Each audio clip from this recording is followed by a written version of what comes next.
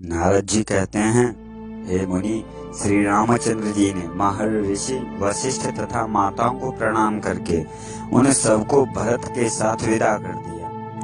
तत्पश्चात महर्षि अत्रि तथा उनकी पत्नी अनुसुईया को, सर्वभंग मुनि को, सुतीक्ष्ण को तथा अगस्त्य ऋषि जी के भ्राता अग्निजिह्व मुनि को प्रणाम करते हुए श्री रामचंद्र जी ने अगस्त्य मुनि के आश्रम पर जा उनके चरणों में मस्तक झुका दिया और मुनि की कृपा से दिव्य धनुष एवं दिव्य खड्ग प्राप्त करके वे दंडकारण्य में आ गए। वहां जन स्थान के भीतर पंचवटी नामक स्थान में गोदावरी के तट पर रहने लगे।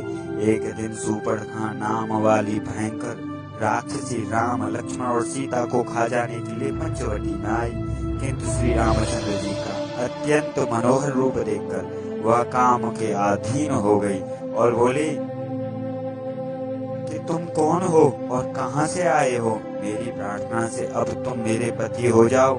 यदि मैं साथ तुम्हारा संबंध होने में ये दोनों सीता और लक्ष्मण बाधक हैं तो मैं इन दोनों को अभी खा लेती हूँ। ऐसा कहकर उन्हें खा जाने के तैयार हो गई तथा श्री रामचंद्र जी के कहने से लक्ष्मण ने सुपर्णखा की नाक और कान दोनों काट लिए। कटे हुए अंगों से रक्त की धारा बहाती हुई सुपर्णखा अपने भाई खर के पास गई और इस प्रकार बोली, खर, मेरी नाक कट गई। इस अपमान के बाद मैं जीवित नहीं रह सकती। अब तो मेरा जीवन तभी रह सकता है जबकि तुम मुझे राम का, उनकी पत्नी सीता का तथा उनके छोटे भाई लक्ष्मण का गरम गरम रक्त पिलाओ।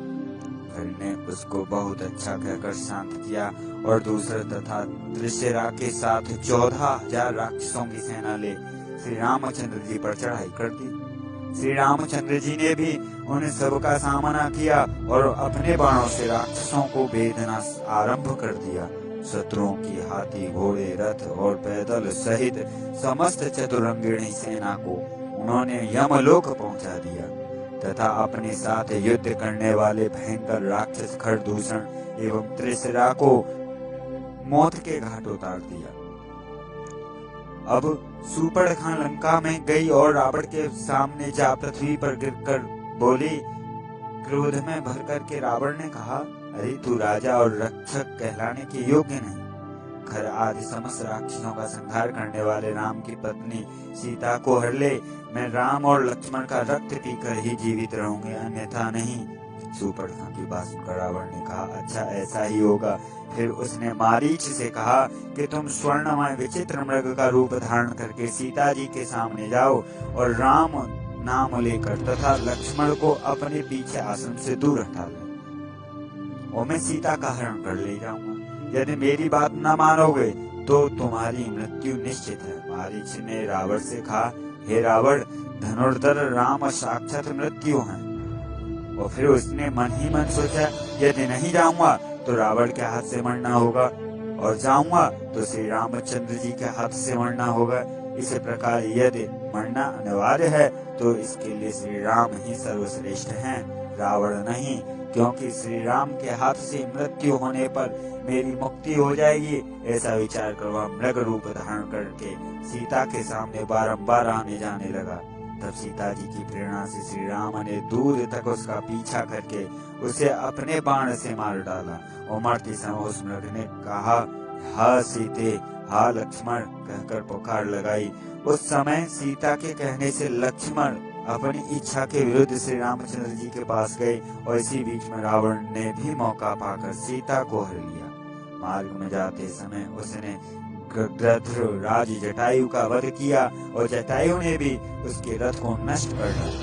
रथ न रहने पर रावण ने सीता को कंधे पर बिठा लिया और उन्हें भी लंका में ले आकर अशोक वाटिका में रखा।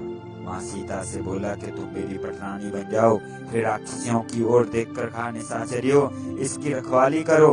उधर श्री रामचंद्र जी ने जब मारीच को मारकर लौटे तो लक्ष्मण को आते देख बोले, सुमित्रा नंदन, वह मृग तो मायामय था, वास्तव में वह एक राक्षस था, किंतु तुम जो इस समय यहाँ आ गए इससे जान पड़ता है निश्चय ही सीता को कोई हर ले गया। श्री रामचंद्र जी आश्रम पर आए किंतु वहाँ सीता नहीं दिखाई पड़ी। उस समय वो आर्त होकर शोक और विलाप करने लगे। हा प्रिय जानकी, तू मुझे छोड़ करके कहाँ चली गई? लक्ष्मण ने श्री रामचंद्र जी को सांत्वना दी। तब वे वन में घूम घूम कर सीता जी की खोज करने लगे। इसी समय उनकी जटायु से भेंट हुई। जटायु ने यह कहकर कि सीता को रावण हर ले गया, प्राण त्याग दिया। तब श्री रघुनाथ जी ने अपने हाथ से जटायु का दाह संस्कार किया। इसके बाद उन्होंने कबंध वध किया। कबंध ने शाप मुक्त होने पर श्री रामचंद्र जी से कहा कि आप सुग्रीव से मिलिए। इस प्रकार